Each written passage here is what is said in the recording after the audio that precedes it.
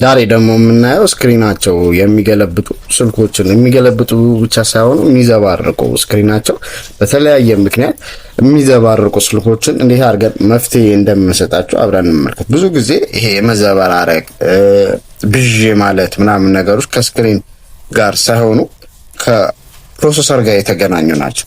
ምክንያቱም ስክሪኑ ፐርፌክትሊ አምጥቶታል፣ ግን ይዘበራረቃል ስልኩ።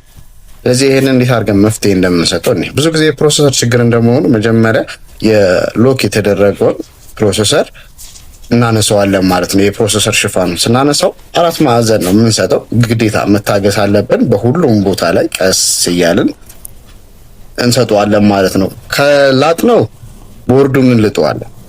ስለዚህ ቀስ እያልን እንሰጠዋለን ማለት። ቀስ እያልን በምንሰጥበት ጊዜ ምን እያደረገ ይመጣል? እሱ እየተስተካከለ ይመጣል ማለት ነው። ስለዚህ እንዴት አድርገን እንደምንሰጠው አብረን እንመልከት። ቀስ እያልን በየቦታዎቹ እየሰጠነው እንዲነሳ እናደርገዋለን ማለት ነው።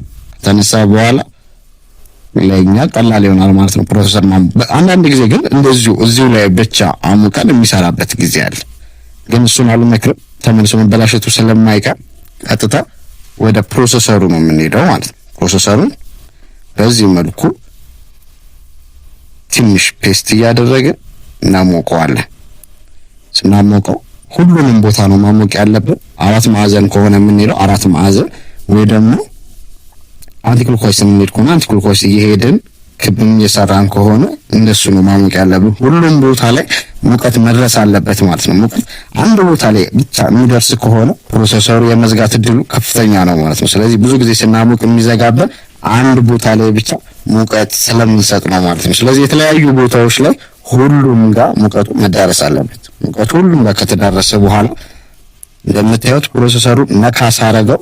ባለፈው እንዳወራነው ኢላስቲክ የሆነ ባህሪ አለው፣ ይመለሳል። ስለዚህ እንደዛ ከሆነልን ፕሮሰሰሩ ሙሉ ለሙሉ ሙቋል ማለት ነው።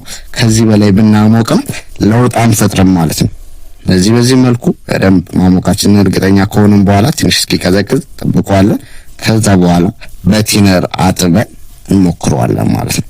ስለዚህ የበተን ስልኮች አብዛኛው ችግራቸው የስክሪን ችግር አለባቸው፣ የፕሮሰሰር ችግር ነው። ሌላው ግን ማለት ነው ፕሮሰሰር ችግር የሚሆንበት ምክንያት ሲወድቁ በሚንገጫገጭበት ጊዜ እንደዚህ አይነት ችግር ይፈጥራል ማለት ነው። ስለዚህ የቆይታ ጊዜያቸውም የፕሮሰሰር ችግር ነው ማለት ነው። ስለዚህ ፕሮሰሰር ብዙ ጊዜ ያጋጥማል በተን ስልክ ላይ። እንደምታዩት ቲነር እያፈሰስኩ ነው። ከዛ በኋላ በደንብ አጥበውና እንሞክረዋለን ማለት ነው።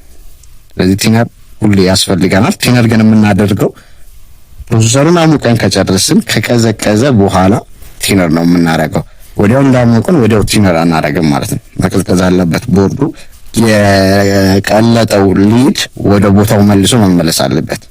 መልሶ እስካልያዘ ድረስ የምናጥብ ከሆነ እንደዛው አሁንም ፕሮሰሰር ይዘጋል ማለት ነው። መልሰን ማንሰራው ደረጃ ይደርሳል ማለት ነው ስልኩና ያንን ማድረግ አለብን ማለት ነው። ከዛ ቀጥሎ በምታዩት በደንብ በቲነር ካጠብኩኝ በኋላ ገልብጠን ይሰራል አይሰራም የሚለው አብረን የምናየው ይሆናል ማለት ነው። እንሞክረው። እንደምታዩት አሁን ባትሪ ከትቼበታለሁ። ላብራውና ላሳያችሁ። እንተድ ያለው ብሎ መጥቷል። ስለዚህ ይሄ ውሃ ገብቶበት የነበረ ስልክ ነው የተባልነው። የሚገባ ፕሮሰሰር በማሞቅ ብቻ መፍትሄ ሰጥተነዋል ማለት ነው። ስለዚህ በቀላሉ አሁን ቁጥርም ይሰራል። እንደምታዩት ቁጥርም ይሰራል፣ ሁሉ ነገር ይሰራል ማለት ነው። ስለዚህ ይህን ስልክ መልሶ መጠቀም ይቻላል። እዚህ ሼር ላድርጋችሁ ብዬ ነው። ይህን ሼር ላድርግ ግን የከፈትናትን ይችኛዋን መልሰን ደግሞ መተካት አለብን። እቺ የተከፈተችው ብረት መልሳ ቦታው ላይ መሆን አለባት። ስለዚህ ምንድን ነው የምናደርገው? ቦታው ላይ በደንብ እናስቀምጠን ነው ምን እናደርጋለን? በካውያችን የአነሳንበት ቦታ ላይ መልሰን በአንዱ ሳይድ ብቻ ሁሉንም መብየድ አይጠበቅብን። በአንዱ ሳይድ ብቻ በዚህ መልኩ እንበይደዋለን ማለት ነው። ከዛ ከያዘልን ለከስተመር እንደነበረ አድርገን እቃውን እንመልሳለን ማለት ነው። ስለዚህ እዛች ዳር ላይ አድርገን